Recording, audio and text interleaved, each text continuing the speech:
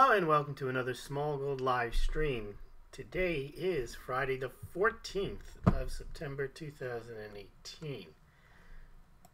And tonight we're going to be talking about what's up with Chinese silver demand. Before we get to that, let's take a look at the gold and silver markets. Gold closed down to $11.93 and silver also closed down. Gold opened at about $12.04. Pretty much downhill all day to $11.93. Silver even worse. Silver opened up the day around $14.22, $14.23, and went down to a low of $14.02 and rebounded a cent to $14.03. So the ever watched gold silver ratio is at 85-1. You know, that unsustainable one, the one that's supposed to be 16-1 or 9-1 based on some relative rarity argument or amount of silver into the ground. I think that the credibility of that theory has been ground into the ground over the last 100 years. Not that it's been around that long, but all you have to do is take a look. Anyway, let's go now to the cryptocurrencies and see how they're doing. It was a big day for cryptocurrencies. They've pulled back a bit. Bitcoin had gone above 6,500. It's now at 6,475. Bcash didn't quite participate in the rally. It's at about 447. That's down about 3%. Ethereum had also pulled up to about 221. It's pulled back to 208. And Litecoin is benefiting from having a Litecoin summit going on. It had risen all the way to 58. Currently trading around 56.13. Right, let's take a look. We did the other day what's up with Chinese gold demand, and we went through the Shanghai Gold Exchange, the People's Bank of China's gold reserves, the gold production in China, and the imports into Hong Kong. It's pretty obvious that Chinese gold demand has not abated in any way, shape, or form. On all measures, it's shaping up to be, the last 10 years, one of the top 2 or 3 years. So all is well in the gold market in China, and also India as well. India this year is shaping up, even with all the restrictions, to be a good year. I just saw preliminary data for July, also up very strong. So India and China continue to lead the world in gold demand. Now, countries like Turkey today announced, or we saw an announcement or a report, that they actually had to sell $4.5 billion worth of gold to meet payments. So gold acting as it should, as insurance. You're not buying gold when your currency collapses. You're actually selling it. And now is not the time for Turks to be buying gold because they won't get much if they have their lira. So a lot of people are questioning, well, that doesn't make any sense. Of course it does. If you've got insurance, you don't refuse to cash in your insurance policy when times get tough. And that's what people are doing in countries that have weak currencies. The time to buy the gold, if you live in a country or any country where you suspect your currency is going to hit a crisis. Take a look. Oh, looks like we disconnected and we reconnected. I was saying that you don't buy your gold during a currency crisis. You need to buy it beforehand, and that's why the Turks sold their gold recently to meet their payments. They're cashing in on their insurance policy, having been smart enough to purchase that gold prior to the crisis. They've been buying gold the last 16 to 18 months. The Turkish have exhorted their citizens to do so, and their banks also bought it, and they've just started to sell it. And now they're taking measures to try to boost the lira by raising interest rates, forcing individuals in that country to use only lira. So these are the types of things that countries with weak currencies will do. But thankfully, for their purpose, they did have some gold. But just keep in mind, you don't expect countries in currency crises to be buying gold. You do expect them to be selling it. The time to buy is long past. Their current currency doesn't buy you much gold. Okay, so let's look at what's up with Chinese silver demand. We've talked about Indian silver demand. Indian silver demand has been very strong. I don't have the breakdown on what they do with it, but we do see a very strong year this year in Indian silver demand. India has very little silver mining production, and they import a good portion of their silver, and it's up this year. Now,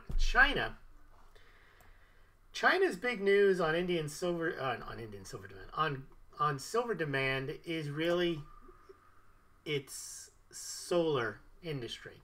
While India may have the largest solar plants in the world, China actually has probably an even bigger manufacturing of solar panels. So overall in the world, they say that silver demand for solar panels is almost 100 million ounces, which is pretty high. It had been, in the 30s and 40s and 50s just 10 years ago. But the demand for solar has exploded, especially in China and India.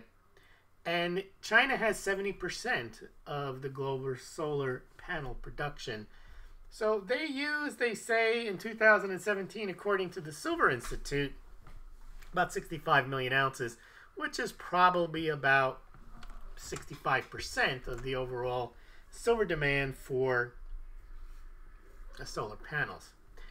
Now, one thing that people don't realize, and we've discussed it on this channel, in general, demand for silver for electronics is not growing. I mentioned that over time, since 2010, the demand for electronics, silver for electronic production, has actually gone down from about 310 million ounces a year to 230 million ounces last year. And of course, China isn't bucking the trend in any way.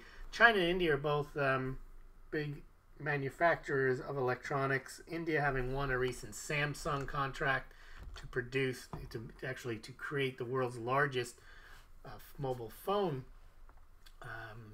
production plant. And China, of course, makes a lot of electronics there as well. But they're expecting that there'll be continued demand, obviously, for electronics. And they said it was 78 million ounces in 2017, which is a decent amount, but considering that also China is one of the world's largest manufacturers of electronics, it's not that significant. It does show, I believe, that there's thrifting going on, using less silver per unit, but also that the units are smaller. 10 years ago, most people are on desktop computers, larger computers, and computers are now getting smaller, and obviously the components are smaller as well. So about 70 million ounces, though, for electronics, and they expect it, they say it's forecast to grow modestly this year. Investment in silver is not a big deal in China. They claim that they don't really even make a comment on it. It looks like, from what they've produced, the Silver Institute, it's like 10 million ounces, maybe less, which is not very sizable, given that even in the U.S. this year, with low American Silver Eagle sales, they'll do probably 12, 15 million ounces. So silver is not a stackable metal in China, not so much in India either. And then, of course, in Europe, the issue is they have VAT. So a lot of people don't stack silver in Europe because they have to pay a VAT tax, a value-added tax. So silver stacking is really a U.S. phenomena that really picked up in 2008, I would say. But if you talk to people from Mexico, they don't stack silver. People in India, they don't really stack silver. Chinese don't either. The demand for silver in China seems to be more industrial. Chinese and Indians love gold as a cultural matter. The world basically loves gold. Gold is the gold standard. Good is gold. Gold is the holy grail. It's not silver, and it reflects it in the numbers. Now, jewelry, there is a demand for silver jewelry in India and in China, and it's not as considered as much investment as they would consider buying, let's say, 22, 24 karat gold jewelry. But, when people have money, they buy jewelry. Jewelry is a discretionary item, and they'll buy silver jewelry. But even so, the silver and jewelry silverware, according to the Silver Institute, have suffered declines in China in recent years. And they use 29 million ounces to make jewelry in 2017. Now think about that. That's not a lot of silver for a country with 1 billion plus people for silver jewelry. So they're not big on silver jewelry in China, and maybe a little bigger on it in India. But so China is not going to put a floor on the silver market by their jewelry buying. 29 million ounces is probably less than they buy in the US. Now silverware, also not a big driver either, but with wealth people do buy more silver. Silverware is basically non-existent in the United States. I did some searches online. I think the last silversmith that used to make silverware went out of business. It's like a 150-year-old business somewhere outside of Boston. So I think if you want silverware, it's probably expensive if you want to buy a set of it because they don't make it anymore. But apparently they do make it in India and China, and it's a fairly significant chunk. So overall, worldwide, they say that silverware and jewelry, is about 250, 260 million ounces a year. That's held pretty consistent. So it seems that that's coming from other countries, not necessarily that increase coming from China and India. So in closing, before we get to the comments, it seems like China and India are really putting a floor. They're really still buying the gold. Indians are buying the silver, and Chinese demand for silver is strong too, but it's not investment and it's not jewelry that's driving Chinese and Indian silver demand, whereas obviously the gold demand is almost exclusively for jewelry and investment. So in terms of what the average person in China or India or whatever, say average, but man in the street or whatever, is clearly more attracted to gold than they are silver. But don't discount the fact that China and India have significant needs for silver for industry. And that breaks down, as we know, we've talked about this before, silver's big demand this last few years has been industry. We only saw that big increase in investment and demand between 2011 and 2015, early 2016, most of it coming from the United States when they were selling 45, 50 million silver eagles a year. That's dropped off significantly. Investment demand now for silver has dropped 60 to 80% worldwide. But overall, silver demand has not, because there's some pickups in industry and in solar demand. All right, let's see what we have in the way of who's with us tonight and what comments we may have. All right. Not me. Good evening, Lewis. Just finished your interview. Oh, yes, I forgot to mention there was an interview with Silver Fortune that I did today with Matt. It's about an hour long, wide-ranging discussion. The two of us got together. So please check that out. As Not Me says, good level-headed discussion. Thanks for your efforts. Well, thanks for listening. Did I mention also Manafort? Paul Manafort pled guilty to his second trial, and apparently he's going to cooperate with Mueller. I don't know on what. It seems that what he pled guilty to were crimes related to things he had done years before the Trump campaign of 2016. Probably something to do with, I think he was at one of the Trump Tower meetings where the Russians were. Not sure how much he could add, but maybe he gets a reduced sentence. Carl Joseph DeMarco, can't get it, just says error occurred. Can't get what? Experiencing a dropout here or two, but it's okay now. Okay in now. Okay. Carl Joseph DeMarco says, Lewis is right. You can't even buy silver pandas in China, not even from the bank. Well, I had done a chart. I should have prepared them for tonight. They never made a lot of silver pandas as it was. In fact, I think the most they've ever made in a given year has been in the last 3 or 4 years. They make about 8 million of them.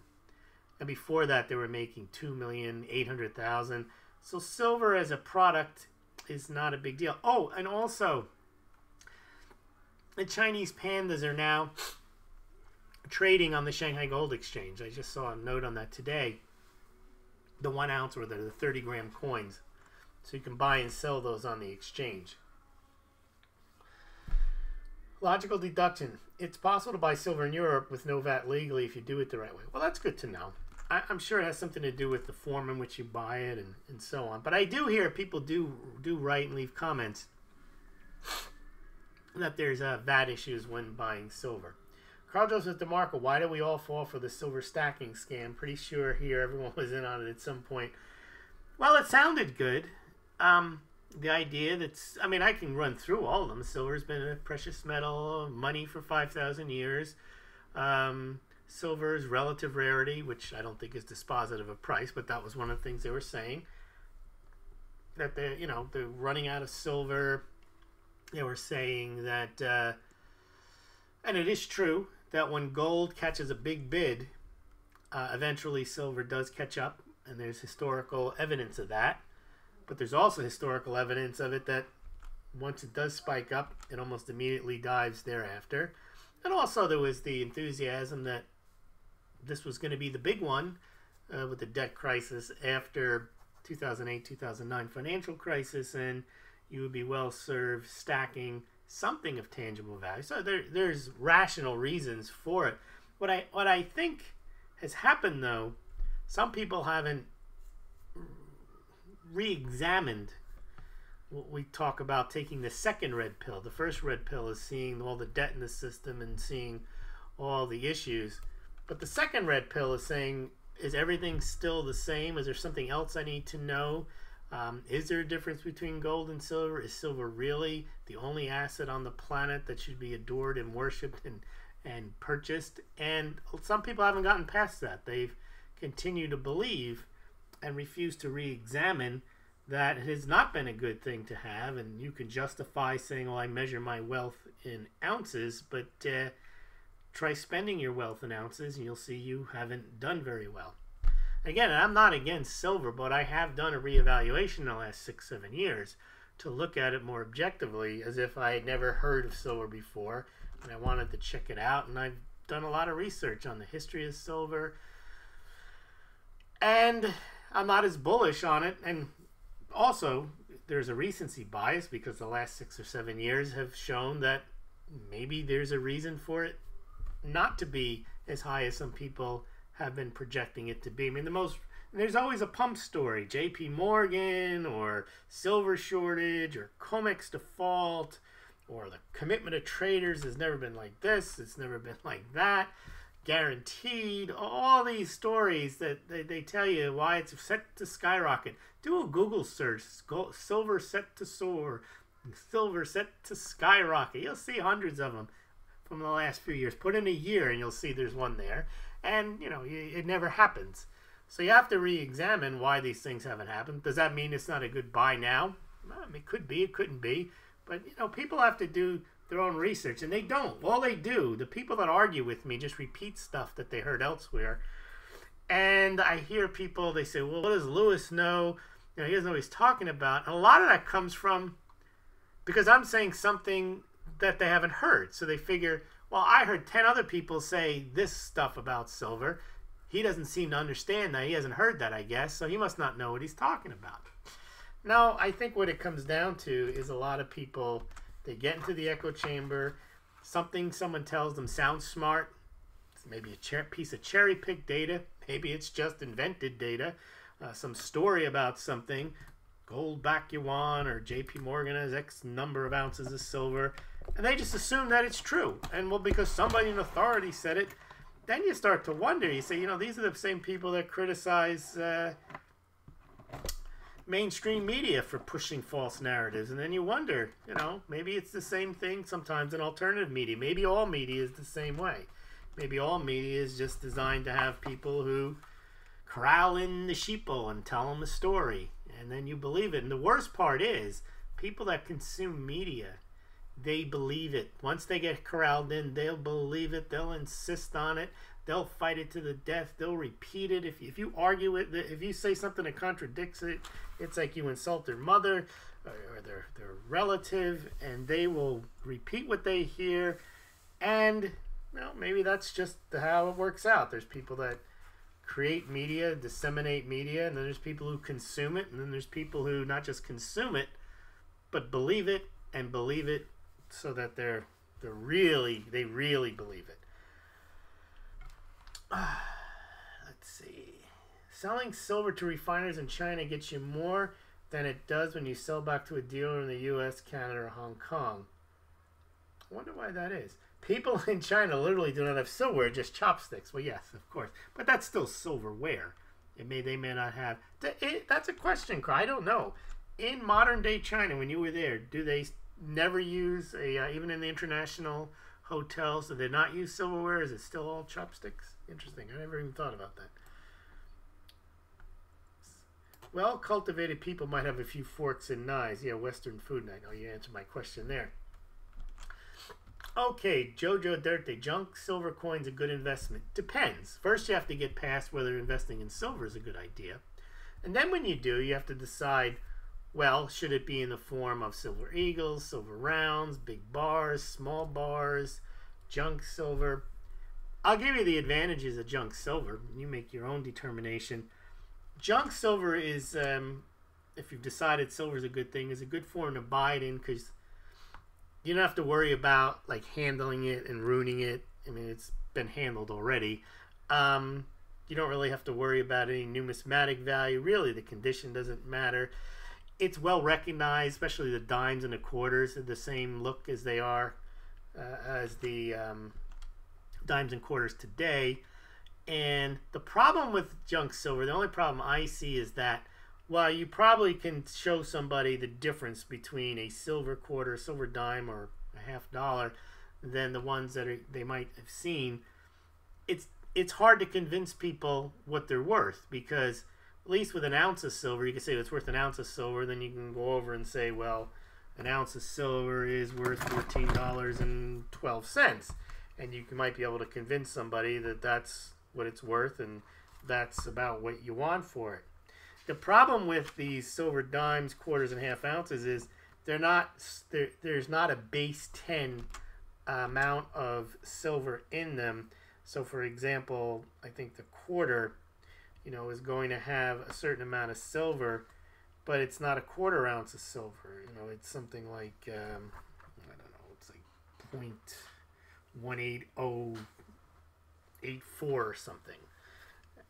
So what's that? 18% of an ounce. I mean, this is very hard to figure out. So you have trouble figuring out how much they're worth, or they could be sold by, they say, face value. So $1 worth may trade at like $12 or $13, and still $1 worth of silver doesn't have, as we mentioned, an ounce worth of silver has about, I don't know, 77% of an ounce of silver. So that's where they get unwieldy. However, there's an argument that they are the real silver. They're probably not counterfeited very much. I mean, you could probably spot a counterfeit. It's probably not worth trying to counterfeit quarters and dimes and antique them to look like they've been around for 50 years. So, could be. It depends. First, you have to get past whether you want to invest in silver. And if you do, the other argument is they're good barter items because they're small. And it depends also on the price you pay. That the market for them goes up and down. Sometimes they're cheap relative, over spot, and sometimes they're expensive. As if I'd never heard it before, says Shark Air. Shock the world, says Philip Kennedy. Verzai from the Netherlands. Do you believe in buying silver for price appreciation, for patient investors, physical, or at all? Of course, you lost after you bought physical. The premium, you first have to make it up. The problem with buying physical silver, even more than gold, is really the premium. You buy the silver eagle today, and you're paying a 15-20% premium, and you don't pick it up when you sell it. They don't give you that premium. Maybe they give you a 5% premium. So the price really has to go up a lot, and then you have to hold it, and then if you want to sell it, you either have to mail it somewhere, you have to go drag it somewhere. I think it's probably something that you just hold, and I don't know. I mean, it's not investment advice, but it's not an easy investment, and that's why we've seen the rise in silver ETFs. If people want exposure to silver, they buy the SLV or something like that. Now, there's people who say, yeah, but if you don't hold it, you don't own it. yes, if you're looking at what your plan is, and there's two plans. There's an investment plan, and then there's a backup plan for when the lights go out, when there's no. If you believe there's going to be some type of collapse, well, then of course SLV is not going to do you a stitch of good, and your silver might not do you much good either. So you got to consider all those things. The stacking concept, I think, with silver, that really is that's a U.S. phenomenon, probably the last 10 years. And problem with stacking silver, I would imagine, if you're going to really stack at some point, what if you had to leave with it? I mean, you have like a monster box or something, and it's like, I don't know, what does it weigh, 20, 30 pounds? It's not the easiest thing. The reason gold has always been preferred is they say that people fleeing Nazi Germany, they would like melt the gold down and sew it into their clothes, or just carry a couple of coins or wear it around their neck. I mean, the amount of silver you have to be worthwhile is it's 85 times the space of this, or the, because it's 85 to 1 price. And then the other problem is if you don't want to take delivery of it and then you store it, your storage charges are astronomical because it's taking up all that space. All right, yeah, 0.715. I said 77%. You're right. And then very good, Chris. Yes, thank you. 0.723 with no wear, and that makes it unwieldy. There, you take your 0.18081, whatever it is, and then your 0.07, whatever it is for the dime, and it gets a little difficult. Those aren't round numbers. 715 and 723. Yes, silver dollars have 77 ounces. Right. So that's not even consistent either. So it was the silver dollar I was thinking of at the 0.77. And if you add up, I guess if it's what would it be with the quarters, if you added those up. The quarters and the dime, I believe, are on the same. Yeah, the quarters will get you the 0.715, right. And I think the dimes would too. They're at the same, but the dollar is different. Yeah, who needs 20K of silver when the lights go out, right? Thanks for asking. I would have bought this much for price appreciation and believed to have made a mistake. Yeah, coolly remembered I repped the Netherlands hard here, one of the rare Dutch stackers. You know who's a Dutch stacker is the Sharky Holland, and then there's also, he hasn't been around for a while. What was his? I can't remember his name right now. He's an engraver. He came in every night. Guess not adding to the stack though. All right. Well, I want to thank everyone for joining me tonight, and please check out the interview, or it's actually a discussion that Silver Fortune and I did earlier today. And don't forget, I got to pump the mugs. Mugs are real wealth. Buy your Smaulgld mug today. I'll leave you the link there. Remember, I'm still putting those Smaulgld game changer erasers in them. The eraser is probably going to go by the wayside one day, because who uses pencil and paper?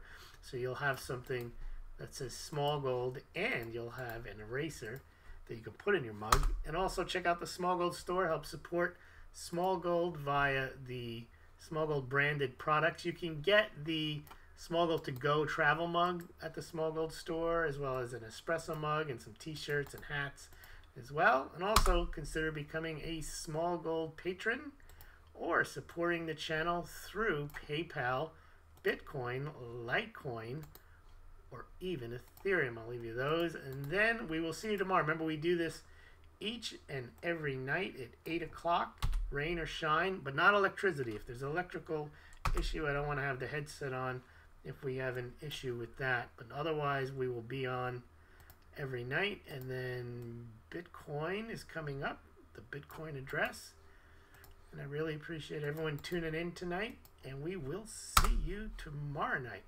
And don't forget, you can check out these podcasts also over on BitChute.